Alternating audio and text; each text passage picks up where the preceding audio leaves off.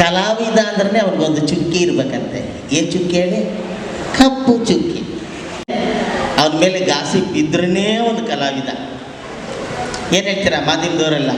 ಹೂನಾ ಇಲ್ವಾ? ಹೌದು. ಎಷ್ಟು ಖುಷಿ ಆಗ್ತಾ ಇದೆ ಅಂದರೆ, ಈಗಿನ ನಮ್ಮ ಎಲ್ಲ ಚಿತ್ರರಂಗ, ನಮ್ಮ ಇಡೀ ದೇಶದಲ್ಲಿ ಅಂತ ಹೇಳ್ಬೋದು, ಅದು ಕನ್ನಡ ಆಗ್ಬೋದು, ತೆಲುಗು ಆಗ್ಬೋದು, ಹಿಂದಿ ಆಗ್ಬೋದು, ತಮಿಳು ಆಗ್ಬೋದು, ಎಲ್ಲ ಚಿತ್ರರಂಗ ಬಹಳ ಸೊರಗೋಗಿದೆ.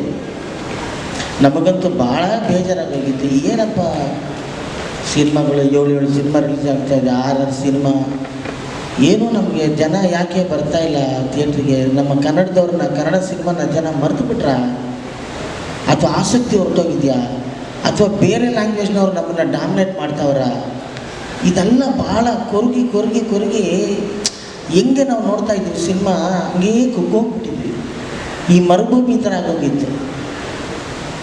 ಆ ಸಂದರ್ಭದಲ್ಲಿ ನೋಡಿ ನಮ್ಮ ಸಿನಿಮಾ ಕೃಷ್ಣಂ ಪಣಿ ಸಖಿ ಇಟ್ಕೊಟ್ಟಿದ್ದು ಸರ್. ನಿಜವಾಗ್ಲೂ ಮತ್ತೆ ನಮ್ಮ ಕನ್ನಡ ಇಂಡಸ್ಟ್ರಿ ಸಮುದ್ರ ಆಗೋಗ್ಬೇಕು ಸರ್. ಸಮುದ್ರ ಆಗಬೇಕು. ಸಮುದ್ರ ಇದ್ರೇ ಮೀನುಗಳಿರೋಕ್ಕೆ ಸಾಧ್ಯ. ಮರುಭೂಮಿಲಿ ಮೀನಲ್ಲಿ ಇರೋಕ್ಕೆ ಸಾಧ್ಯ. ನಾವೆಲ್ಲ ಕಲಾವಿದರು ಒಂಥರ ಕಲರ್ಫುಲ್ಲು ಫಿಶ್ ಇದ್ದಂಗೆ. ನಮ್ಗೆ ಈ ಥರ ಸಕ್ಸಸ್ ಕೊಡ್ತಾ ಇದ್ದಾರೆ ನಮ್ಮ ಕಲಾವಿದರು, ಕಲಾಭಿಮಾನಿಗಳು, ನಮ್ಮ ಕನ್ನಡದ ಅಭಿಮಾನಿಗಳು.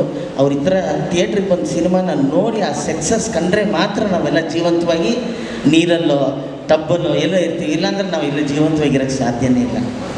ಮುಖ್ಯವಾಗಿ ಎಲ್ಲ ನಮ್ಮ ಕನ್ನಡ ಅಭಿಮಾನಿಗಳಿಗೆ, ಕನ್ನಡ ಪ್ರೇಮಿಗಳಿಗೆ ಈ ಸಕ್ಸಸ್ನ ಕೊಟ್ಟಿದ್ದಕ್ಕೆ ಅವ್ರಿಗೆ ನಾನು ನಿಜವಾಗ್ಲೂ